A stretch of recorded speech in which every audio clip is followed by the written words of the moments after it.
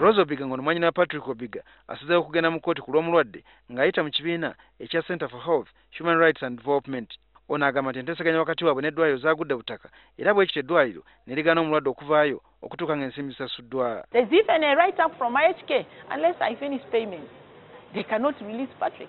So he is literally in prison. Okusinziira ku bannamateeka b'ekibiina kino ekya SEHAD bagamba nti ekikolwa ky'okusibira omulwadde mu ddwaliro ng'ekiseera ekimusibula kituuse kimenya mateeka era nga kivuula eddembe ly'obuntu nga bwe lirambikibwa mu ssemateeka wa Uganda. Ekifo kye bakwatira Mwami Obiga amateeka oba ssemateeka waffe alambika ebifo ebirina okusibibwamu omuntu waba ng'alina ensonga yonna nga poliisi oba obuduukulu obwa prison.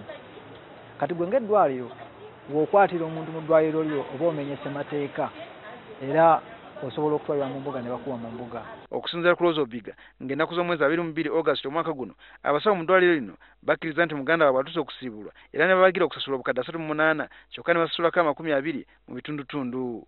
They want a land title with only two post-dated checks.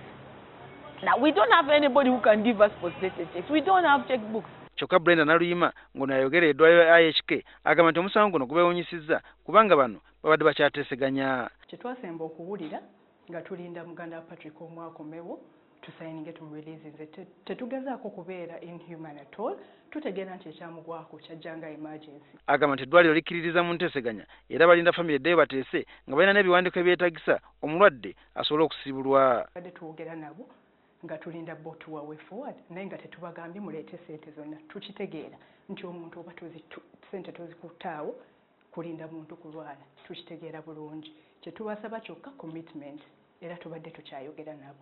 Patrick Obiga yali mukozi wa Hash Security Company.